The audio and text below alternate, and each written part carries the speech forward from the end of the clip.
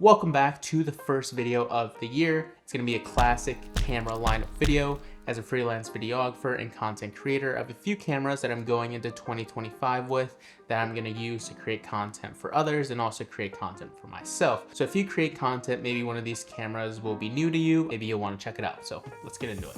The RedKomodo is my overkill YouTube video and also my project camera. So I've had this camera over a year now and I've gone through every possible emotion with this camera. I've loved it so much that I've wanted to invest a ton of money into it, rig it up and use it all the time. And also I've hated it enough to actually list it on Marketplace and just want to get rid of it.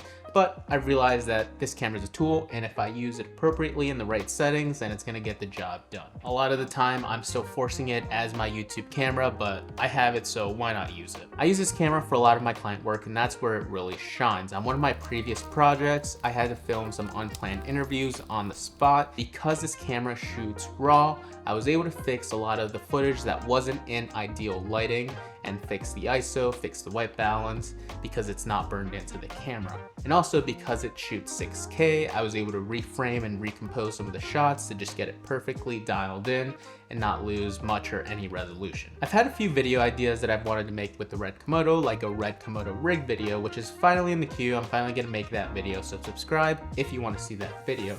But also, here's a quick breakdown of how I run the RedKomodo. Monitor, handles, Siri Nightwalker lens set, way too expensive memory cards, small rig V-mount battery. All right, next camera. I finally upgraded my photo camera. I went from the Fujifilm X Pro 1 to the Fujifilm XT50, but don't worry, I still have my X Pro 1. I don't think I'll ever get rid of that camera. When this camera first came out, I saw a lot of mixed reviews and I saw a lot of hate towards it, but for me, this camera just made sense. First off, it upgraded my 16 megapixel sensor from the X Pro 1 to a 40 megapixel sensor in the XT50, which just gives me more room to play around with the crops. I don't really plan on using this camera for video, but it's nice to know that it has some solid options. It can shoot 6K 30, 4K 30 as well. 6K has a crop.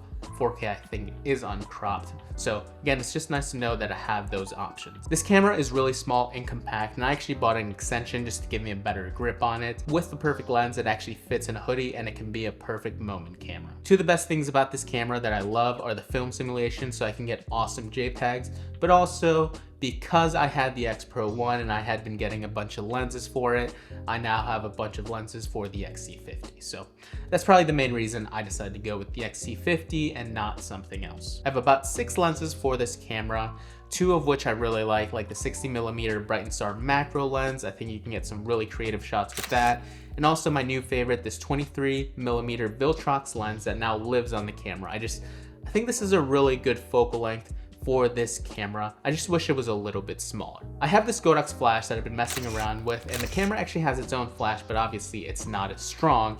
So I plan on making a whole video about the flash, about the lens, about the camera, so definitely stay tuned.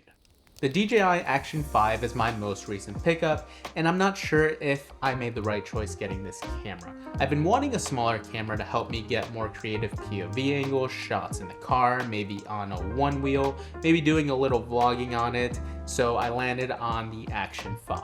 I highly consider the Pocket 3. That camera has exploded, everyone loves it, it's probably the camera of the year, but I think the Action 5 can do most of what the Pocket 3 can, and it's a little bit more rigid and a little bit sturdier. So I think I like having that peace of mind that I can put this maybe rigged on the car, it falls, and it should be okay.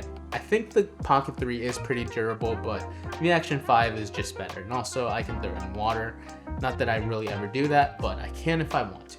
I haven't really had the chance to use this camera much, but I do have some videos coming up and some more ideas that I want to test out with this camera. I want to do a whole vlog on it to see if it can be as good as the Pocket 3. I also really love the screen on the front, which is why I think it can be a really good vlogging option when I don't want to take my big camera around. And of course it does all the normal camera stuff, 4K 30, crazy stabilization, the wide angle, but the absolute best feature of this camera is the 47 gigs of internal storage. DJI, you get it. And of course, keep an eye out. A lot of videos with this camera should be coming out soon. So saving the best for last, the FX30, the Sony FX30. I've had this camera since 2022 since it released. At the time, I only had the FX3 and I think the A7C, and I wanted a new B camera. So as soon as I saw this, I pre-ordered it and I've had it ever since. Since then, I've realized just how good this camera is, and I've even felt comfortable selling the FX3 to get the RedKomodo and just keeping the FX30. This is my workhorse camera. I use it for personal YouTube videos. I use it for client YouTube videos, short form, traveling with clients. It does it all, and it does it well and reliably. This camera has two really useful features that are a must-have. The dual native ISO at 800 and 2500 are just amazing, and it's not as great as the FX3, of course, but it's better than having nothing. The second feature is the active stabilization. I love the stabilization I can get on this camera. I use this camera handheld all the time, and now I can still get that handheld look without getting those micro jitters, which there's a difference between handheld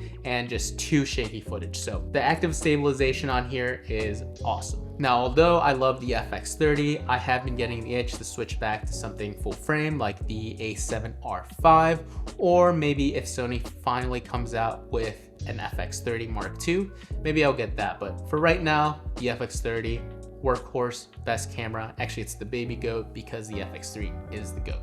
That's the camera lineup going into 2025. Let me know what you're rocking. Let me know if there's anything else I should check out.